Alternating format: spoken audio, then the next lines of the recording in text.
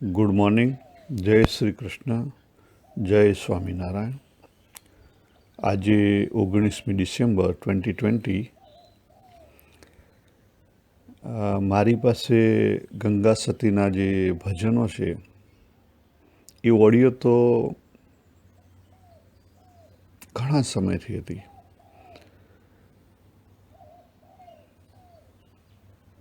પરંતુ એને થોડુંક ડિટેલથી સમજવાનો આપણે પ્રયત્ન કરીએ. હવે પ્રશ્ન થાય કે આ પ્રવૃત્તિ હું શા માટે કરું છું? તો આનો હેતુ હું તમને કહી દઉં કે મારી કોઈ પણ પ્રવૃત્તિ છે, કોઈ પણ, હું જોબ કરું કે ગમે તે કોઈ પણ પ્રવૃત્તિ છે એ મારી પોતાની જરૂરિયાત છે અને એના માટે હું કરી રહ્યો છું.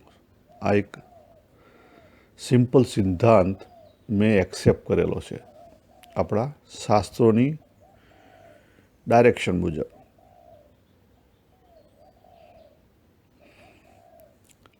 અને આપણે આ ભજનો જોઈશું તો એમાં પણ આ જ સિદ્ધાંત આવશે, કારણ કે આ આપણા શાસ્ત્રોનો એક સિદ્ધાંત છે. એટલે કે આપણે બીજા માટે કશું કરતા નથી. અને આ વસ્તુ જો સમજાય તો જ આપણો જે દેહભાવ ને જીવભાવ, અહમ અને મમત્વ છે એ મુકાય. તો આપણી જે ખોટી સમજણ છે એ મુકાય. બીજી વસ્તુ, બીજે દૃષ્ટિકોણથી જોઈએ તો આપણા શાસ્ત્રો કહે છે કે ભાઈ આત્મચિંતન કરવું. તો વોટ ઇઝ મીન્સ આત્મચિંતન? તો આત્મચિંતન એટલે અનાત્માનું ચિંતન ન કરવું. અનાત્મ એટલે શું? સંસાર. તો આ કેવું છે? આ એક સત્સંગ વાંચન કહેવાય ને, સત્સંગનું રીડિંગ છે. એટલે એક પ્રકારનું આત્મચિંતન છે. સમજે ગઈ વાત? તો પહેલું ભજન છે, સર્વ ઇતિહાસનો સિદ્ધાંત એક છે. એટલે આની અંદર ગંગા સતીના ભજનો ટૂંકા છે પણ બહુ મર્મવાળા છે. ઇતિહાસનો સહારો લઈ અને સતી એવું કહે છે કે જે કોઈ ઇતિહાસમાં થઈ ગયો, આપણે સત્સંગ બાજુ જોઈએ કે ભાઈ નરસિંહ મહેતા, મીરાબાઈ, કબીર, રોહિદાસ, સ્વામિનારાયણ ભગવાન, કૃષ્ણ ભગવાન, જે કોઈ એમના ભક્તો બધા,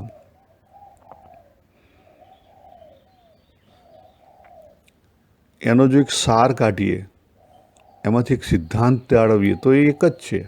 એ અલગ નથી. બધાએ અલગ અલગ વાત નથી કરી કે અલગ અલગ જીવન નથી જીવ્યા. બહારથી અલગ લાગે, અંદરથી અલગ નથી. તો પહેલાં આપણે વાંચીશું અને સાથે સાથે સમજશું, બરાબર? સર્વ ઇતિહાસનો સિદ્ધાંત એક છે, સમજવી સદગુરુ કેરી શાન રે. વિપત્તિ આવે પણ વૃત્તિ ન ડગાવવી, મેલી દેવું અંતરનું માન રે. સમજવી સદગુરુ કેરી શાન. સદગુરુ એટલે કોણ? અને શાન એટલે ઈશારો અથવા મર્મ, બરાબર? સદગુરુ કોણ? એટલે આપણે બહાર જોઈએ તો જે લોકો જ્ઞાની માણસો છે, મહાન સ્વામી મહારાજ, બરાબર, મોટા મોટા જે અત્યારે જ્ઞાની માણસો છે, સંત મહાત્માઓ,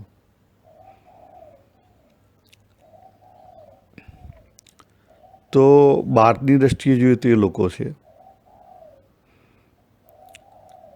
અને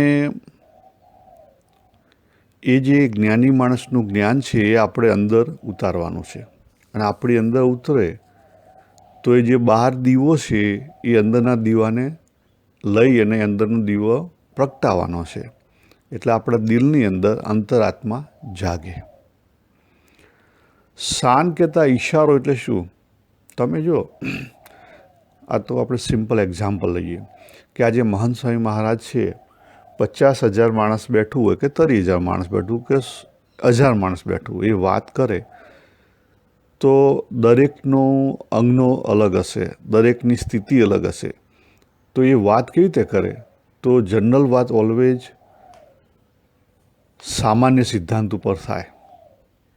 એ તમને પર્સનલી ના કે કંઈ, પણ એની અંદર, એની વાતની અંદર મર્મ આવી જાય અને મર્મ આપણે પકડવાનો છે.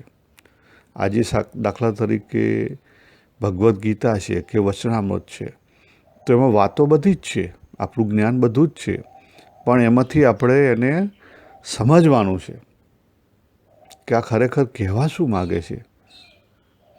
બરાબર? તો આપણે સમજાય.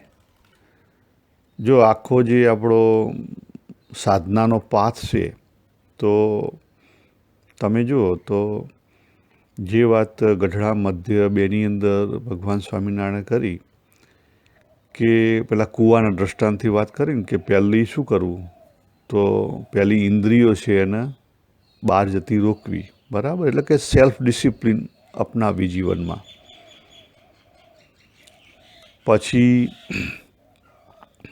પછી શું કરવું, તો પછી કે જ્યારે કૂવો ખોદાઈ જાય, બરાબર, પછી જે અંદર પડેલો જે કચરો છે એને બહાર કાઢવો. તો કઈ રીતે? તો આત્મચિંતન કરવું. એવું ચોખ્ખું લખ્યું છે, તમે વાંચજો. મધ્ય 2 છે, એમાં 3 સ્ટેપ આપેલા છે. પછી કે આત્મચિંતન કરવું. ત્રીજું શું કરવું? પૂર્ણપણું રાખવું. બરાબર? આ જ વાત ભગવદ્ ગીતામાં છે. જ્યારે અર્જુનજીએ પ્રશ્ન પૂછ્યો 3 અધ્યાયના 36મા શ્લોકમાં, કે ભગવાન, માણસ સમજે તો છે આ પાપ છે અને આ ધર્મ છે અને અધર્મ છે, છતાં એ પાપ કેમ કરે છે? ત્યારે ભગવાને આ જ કીધું. પાછળ છે 42-43મા શ્લોક સુધીમાં ભગવાને બધું સમજાવ્યું. અને બીજા અધ્યાયમાં પણ ભગવાને સમજાવ્યું છે ને. 62થી લઈને આગળના શ્લોકોમાં સમજાવ્યું છે કે જ્યારે ઇન્દ્રિયો કેવી છે, કે કામ ઇન્દ્રિયોમાં જ્યારે પ્રવેશી જાય ત્યારે ઇન્દ્રિયો છે મનને હરી જાય. જેમ પેલો પવન છે, પવન પેલી બોટ હોય ધાણી વગરની, તો એને હણી જાય. ખ્યાલ આવે? એને જે પવનની દિશા હોય એમાં લઈ જાય. આ દ્રષ્ટાંત આપ્યું હોય ગીતાની અંદર, બીજા અધ્યાયમાં જોજો. તો આ વસ્તુ આપણે સમજવાની છે. વિપત્તિ આવે પણ વૃત્તિ ન ડગાવી. વિપત્તિ એટલે આ સંસાર છે, અને આપણા પોતાના કર્મોને લઈ સુખ દુઃખ આવશે, પણ વૃત્તિ ન ડગાવી. વૃત્તિ કહેતા આપણો જે ભાવ છે, ભાવ ફેર ના થવો જોઈએ. બરાબર? કારણ કે આપણે કેવા થઈ જઈએ છીએ, આપણે કાચીડાની માફક રંગ બદલીએ છીએ. બરાબર છે? વ્યવહાર હોય જ્યાં આપણે આપણો રોલ પ્લે કરવાનો છે, ત્યાં આપણે જે રોલ છે એ મુજબ પ્લે કરવાનો છે. દાખલા તરીકે આપણા શાસ્ત્રો શીખવાડે છે કે આપણે આત્મા છીએ, એટલે આપણે આત્મા છે એવું માનવાનું છે. પણ સમાજમાં જ્યારે જઈએ, સપોઝ આપણે સિટીઝનશીપ માટે ગયા, ત્યાં ઇન્ટરવ્યૂમાં ગયા, તો ત્યાં તમને પૂછે કે ભાઈ તમારું નામ શું છે, તો ત્યાં કહેવું પડે કે મારું નામ બાબુભાઈ પટેલ છે. ખ્યાલ આવે? પછી ત્યાં ના કહેવાય કે હું તો આત્મા છું, ને આત્માને શું છે ને શું નહીં. ત્યાં બર્થ ડેટ પણ પૂછે. તો જે વ્યવહાર છે એ વ્યવહાર મુજબ કરવાનો છે. આ સમજણ છે, પણ ભાવ બદલવાનો નથી. જો પણ ત્યાં જાણી રાખવાનું છે કે આ દેહ દ્વારા હું પ્રકાશી રહ્યો છું, અને આ દેહના કેટલાક ધર્મ છે આ લોકમાં રહેવા માટેના, તો બજાવવા પડે. ને ભૂખ લાગે જમવું પડે, દેહ સારો રહે એટલા માટે યોગ આસન કરવા પડે થોડા ઘણા.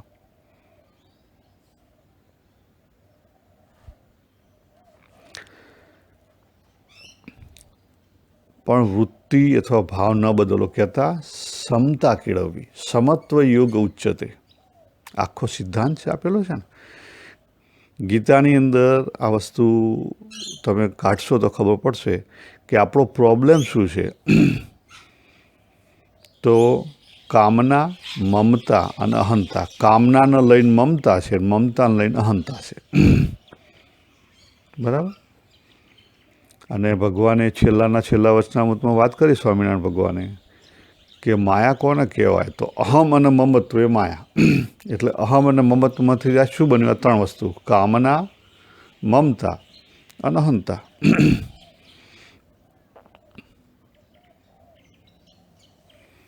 તો એનું સમાધાન શું આપ્યું ભગવાને? સમત્વ, સમતા રાખો. સમત્વ યોગ ઉચ્ચતે. કર્મયોગમાં સમતા, જ્ઞાન કરો તો સમતા, ભક્તિ કરો તો સમતા, અને ધ્યાન કરો તો સમતા.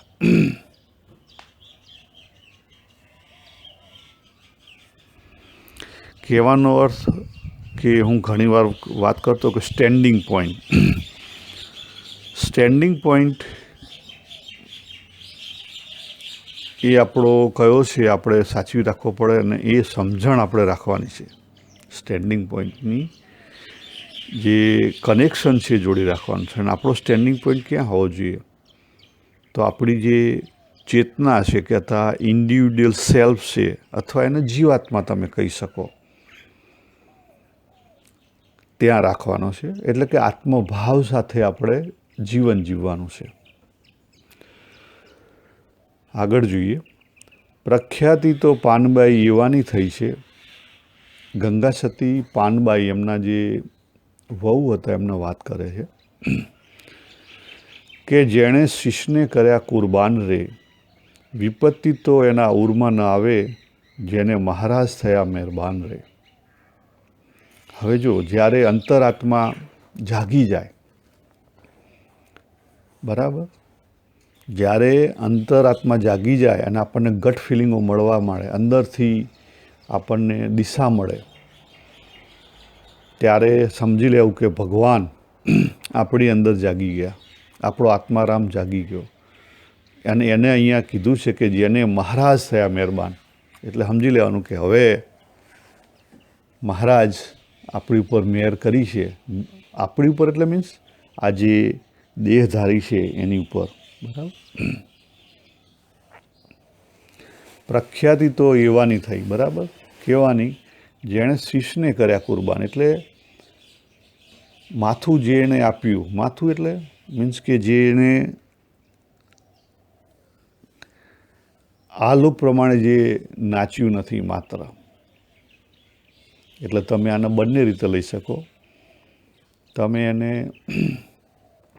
દેશ ભાવનાને લઈને જે લોકોએ પોતાનું કુરબાની આપી એને પણ લઈ શકો, અને સત્સંગની બાબતમાં પણ લઈ શકો. આપણે અહીંયા સત્સંગની વાત કરીએ છીએ, એટલે જનરલી સત્સંગની બાબતમાં લેવી. તો નરસિંહ મહેતા, મીરાબાઈ, કબીર, રોહિદાસ, બરાબર, એ ઇતિહાસ છે આપણો. જ્યારે દેશભક્તિ હોય ત્યારે જે કંઈ સૈનિકો છે, જે વીર મહાત્માઓ છે, એમના નામ આવે. હવે જો આગળ કહે છે કે આપણા ઇતિહાસમાં તમે જુઓ તો ઘણા બધા જે રજપૂત રાજાઓ છે, એ જ્યારે કોઈ યુદ્ધ થાય તો એ સાચા વ્યક્તિ જાય તેઓ માથું પડી જાય છતાં એમનું ધડ લડતું હોય. બરાબર. આવા બધા છે આપણા ઇતિહાસમાં, આવા બધા છે. મારા ખ્યાલથી હાથીજી મહારાજ પણ એવા જ હતા. બરાબર. એટલે શીશ તો પડે જેના પણ ધડ રહે. રાઈટ.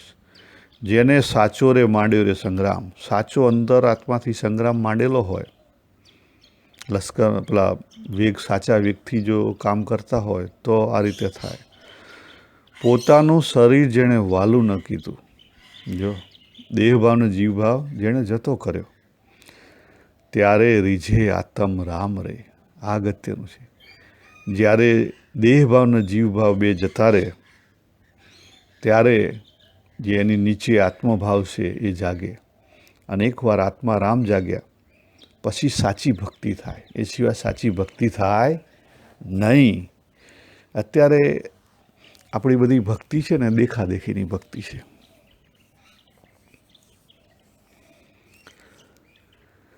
ભક્તિ વિના ભગવાન રીઝે નહીં, ભલે કોટી કરે ઉપાય રે. જો ચોખ્ખું કહી દીધું, ભક્તિ વિના ભગવાન રીઝે નહીં, ભલે કોટી કરે ઉપાય રે. આપણી જે નવધા ભક્તિ છે, જનરલી નવધા ભક્તિ કહેવાય ને, પણ એ નવધા ભક્તિમાં કરવાનું છે શું? તો ત્યાં ભાવનું સમર્પણ કરવાનું છે. શેનું સમર્પણ કરવાનું છે? ભાવનું સમર્પણ કરવાનું છે. જો એક વસ્તુની ક્લેરિટી આપણે રાખવાની જરૂર છે કે આપણે સેવા કરીએ, સેવા ભક્તિ, બરાબર, તો એ આપણું અંતર ચોખ્ખું થાય એના માટે કરીએ છીએ. સેવા ભક્તિ જે થાય, ચિત્તની અંદર જે આપણું ખોટી જે બગાડ પડેલો છે, એટલે ચિત્ત શુદ્ધિ માટે આપણે સેવા ભક્તિ કરીએ, બરાબર. પછી આપણે ઉપાસના ભક્તિ કરીએ. ઉપાસના ભક્તિ એટલે આ નવધા ભક્તિમાં આપણે પૂજા પ્રાર્થના કરીએ, માળા કરીએ, જપ કરીએ. એ શના માટે? તો મનની સ્થિરતા માટે છે, બરાબર, મનની શાંતિ માટે છે.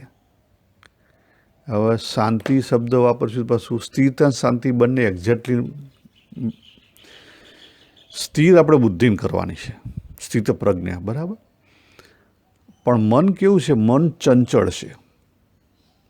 એટલે જો મન શાંત થાય, મન શાંત થાય, જે અગેન યાદ કરીએ, જે કૂવાનું દૃષ્ટાંત આપ્યું હતું કે કૂવામાં પાણી ભરાઈ જાય પછી એ જે અંદરનું જે પાણી છે એને સ્થિર થવા દેવું પડે. એટલે અંદર જે કચરો હોય એ નીચે બેસી જાય, બરાબર. એટલે ચિત્તની શુદ્ધિ થઈ. અને ઉપરની જે સપાટી છે એ સ્થિર થાય તો છે ને આપણું જે પ્રતિબિંબ છે એ સાચું દેખાય. તો બુદ્ધિ છે ને, બુદ્ધિ સાચી રીતે એની અંદર વિવેક આવે અને તો આત્મારામ આપણને ઓળખાય, બાકી ના ઓળખાય. આ બેસ્ટ એક્ઝામ્પલ છે. એ જે કૂવાનું છે અથવા જે તળાવ છે, મન એ એની સપાટી છે. આખું જે પાણી છે અને પાણીની જે ક્વોલિટી છે ચિત્ત છે. અને એની અંદર જે રિફ્લેક્શન પડે છે, બરાબર, રિફ્લેક્શન આપણી ચેતનાનું રિફ્લેક્શન પડે છે. આપણે જે કહીએ આત્માની ચેતનાનું રિફ્લેક્શન પડે છે, પરાનું રિફ્લેક્શન પડે છે. એટલે જ એને ચિદાભાસ કહે છે ને. તો આપણને સાચી રીતે એ ઓળખાય, નહીં તો ના ઓળખાય. તો બુદ્ધિ કામ કરી શકે.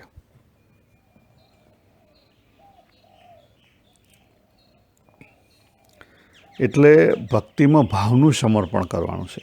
તમે જો ભગવદ્ ગીતામાં પણ જે 12મો અધ્યાય છે એમાં ભગવાને આખા સ્ટેપ આપે છે. જો તું આ ના કરી શકે તો તું આ કર, જો તું આ ના કરી શકે તું આ કર. બધી વસ્તુ કરી. પછી છેલ્લે લઈ ગયા ભક્તિમાં પણ. છેલ્લે શું કર્યું? સમતા ઉપર લઈ ગયા ભગવાન, બરાબર. અને બતાવ્યું કે મારો જે જ્ઞાની ભક્ત છે એ કેવો હોય. જ્ઞાની ભક્તની બધી ઘણી બધી વ્યાખ્યા કરી ત્યાં. માન અપમાનમાં સ્થિર હોય, પછી કેવું હોય? ગાય છે, ચંડાળ છે, બરાબર. એ બધામાં કેવો ભાવ હોય? સ્થિર ભાવ હોય, સમત્વનો ભાવ હોય. સમત્વ યુગ ઉચ્ચતે. એટલે આ જે ભાવ છે, આપણી અંદર 3 શરીર રહેલા છે. 3 શરીરને બીજી રીતે જોઈએ તો 5 કોષ રહેલા છે. દેહને લઈને આપણો દેહ ભાવ આવે છે. પ્રાણને લઈને આપણે ભૂખ્યા તરસ્યા થઈએ છીએ, એના ભાવ આવે છે. મનને લઈને સુખી દુઃખી થઈએ છીએ, એના ભાવ આવે છે. બુદ્ધિને લઈને જ્ઞાની અજ્ઞાની બની જઈએ છીએ, એના ભાવ આવે છે. પુત્ર છીએ તો પુત્ર ભાવ આવે છે. પતિ થઈએ છીએ ત્યારે પતિ ભાવ આવે છે. પિતા બનીએ છીએ ત્યારે પિતા ભાવ આવે છે. ઓફિસર બનીએ ત્યારે ઓફિસર ભાવ આવે છે. અને ગુસ્સાવાળા થઈએ ત્યારે ક્રોધીનો ભાવ આવે છે. આ બધા ભાવ ઊભા થાય ને. જો તમે એક દિવસનું ગઈકાલનું સપોઝ આખી ગઈકાલ ગઈ તો ગઈકાલની તમે મોટી મોટી ઘટનાઓનું પકડશો, અંતરદૃષ્ટિ કરશો તો ખબર પડશે કે અલગ અલગ ભાવ ઊભા થાય આપણી અંદર અને પછી આપણે વર્તીએ છીએ. તો આ જે બધા ભાવ છે ને, આ જે દેહ ભાવના જીવ ભાવના રિલેટેડ, એ બધા હોમવાના છે. એ સમર્પણ કરવાના. કોને? ભગવાનને. તો શું થાય? આત્મરામ જાગે. નહીં તો આત્મરામ જાગે નહીં. આ સાચી ભક્તિ છે. આપણે કહીએ છીએ મન કર્મ વચને ભક્તિ કરવાની છે. તો આ ભાવ સમર્પણ થાય તો જે કંઈ કરો,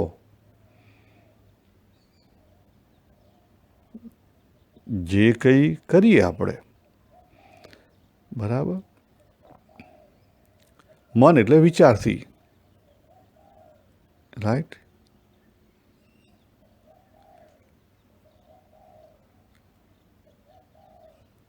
કહેતા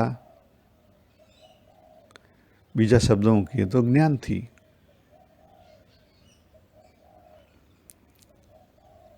વચન, વચન એટલે આ ભાવ, જ્યારે શબ્દ ઓઠે આવે. અને કર્મ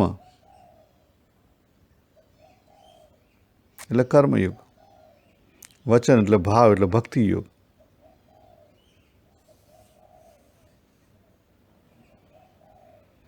એટલે જે પેલું મારું સમજાયેલું છે ટીમ, ટી કહેતા થોટ, ઈ કહેતા ઇમોશન,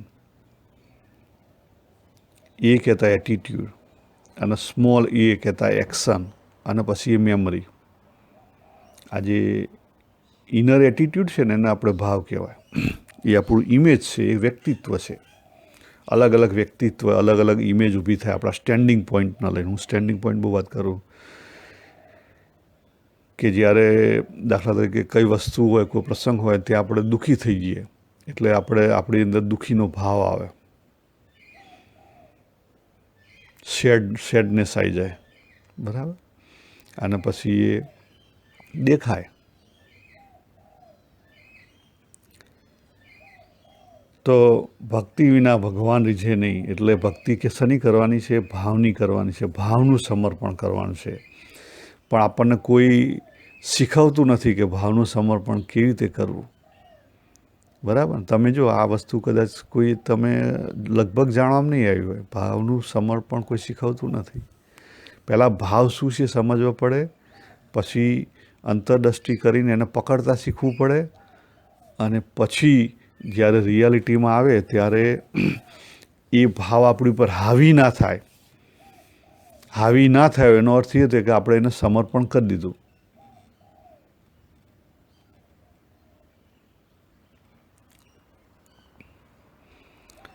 એટલે આપણે જઈએ, સપોઝ આપણે કોઈ સારી સંસ્થામાં ગયા, કોઈ સત્પુરુષ પાસે ગયા અને આપણે દાન કે દક્ષિણા કરી, પણ આપણને ખબર જ નથી કે મારી અંદર શું ભાવ છે અને કયા હેતુથી હું આ કરું છું, અને કોણ કરી રહ્યું છે, શા માટે કરી રહ્યું છે, એ આપણને ખબર જ નથી.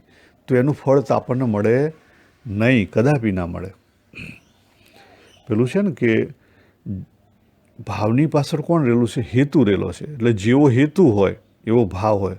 પણ આપણે જે ઇનર હેતુ છે એને તો પકડી જ નહીં શકતા.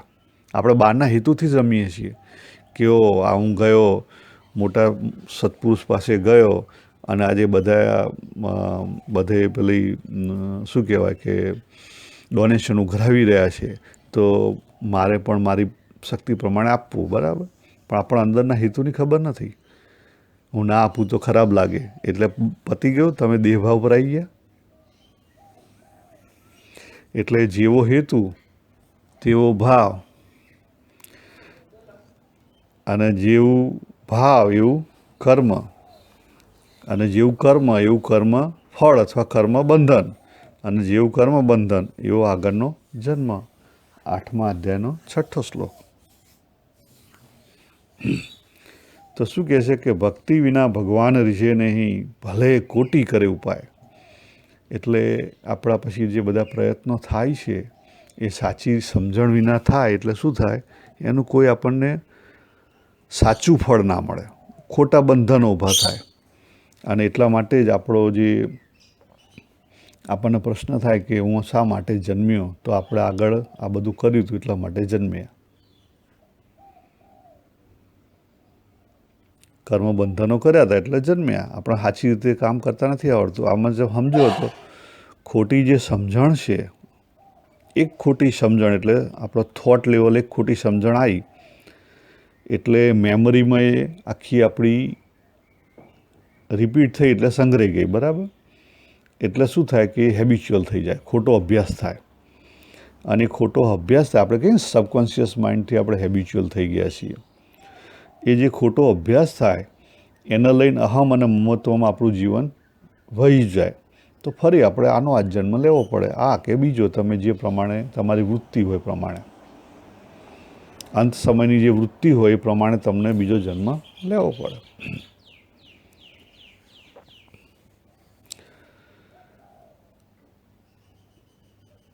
ગંગા સતી એમ રે બોલિયા પાનભાઈ,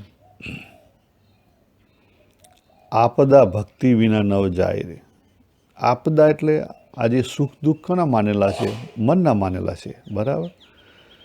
તો આજે આપણે કહીએ છીએ જે સુખ દુઃખ, એને સાચી રીતે જો ભક્તિ સમજાય તો જ જાય, બાકી ન જાય. જો નરસિંહ મહેતાના જીવનમાં સુખ દુઃખ નહોતા, આવ્યા હતા. મીરાબાઈના જીવનમાં નહોતા સુખ દુઃખ, આવ્યા હતા. પણ સાચી રીતે જો ભક્તિ સમજાણી હોય તો જે બહારના સુખ દુઃખ છે, સંસારના સુખ દુઃખ છે, એ અંદર આપણને હાવી ના થાય. બરાબર? અંદર હાવી ના થાય એટલે બહારથી તો ભલે ના આવે, બહારથી તો આવવાના જ છે. સંસાર છે. જો આજે આપણો દેહ ધર્યો છે તો દેહ મોટો થવાનો છે અને દેહ એક વાર જતો રહેશે. દેહ છે સાજો માજો થાય ખરો, ભગવાન નહીં થયો. એટલે સંસાર છે આ ક્ષર વસ્તુનું આપણે ધારણ કરેલી છે ને, અપરા પ્રકૃતિનો દેહ બનેલો છે ને. દેહ, મન, બુદ્ધિ, દેહ અને અંતઃકરણ જે ત્રણ શરીર છે, સ્થૂળ શરીર, સૂક્ષ્મ શરીર, કારણ શરીર આપણા શાના છે? અપરા પ્રકૃતિના છે. એટલે એમાં કન્ટિન્યુઅસ પરિવર્તન આવે જ. તો સાચી રીતે જો ભક્તિ થાય તો અંદરનો આત્મારામ જાગે, અને અંદરનો આત્મારામ જાગે તો આત્મભાવથી આપણે કામ કરી શકાય. તો જો સાચી રીતે આ વસ્તુ સમજાય, ડિવોશન જે છે ને, સમર્પણ, સમર્પણમાં જે આપણી અંદર ભાવ ઊભા થાય છે એનું સમર્પણ કરવાનું છે. નહીં તો જો તમે એવું કહેતા હો કે હું આત્મા છું, તો આત્માનો કોઈ ભાવ ઊભો નહીં થતો. આત્મા કશામાં ભાગ નથી લેતો ને, આપણને ખબર છે. બરાબર? તો એનું પોતાનું કંઈ છે નહીં, તો એને સમર્પણ શું કરવાનું હોય? કંઈ ના કરવાનું હોય. પણ આપણે જે બની જઈએ છીએ, આપણા જે ભાવ છે, એ ભાવનું આપણે સમર્પણ કરવાનું છે ભગવાનની અંદર. તો આત્મારામ જાગે અને તો સાચી ભક્તિ થાય, અને તો પછી આપણે આ લોકના જે સુખ દુઃખ મનણા છે એ દૂર થાય, બાકી દૂર થાય નહીં. તો આ સર્વ ઇતિહાસનો સિદ્ધાંત એક છે. એ ભજન ગંગા સતીએ વાત કરી અને આપણે જોયું. અહીં આપણે પૂરું કરીએ. શ્રી સ્વામિનારાયણ ભગવાનની જય.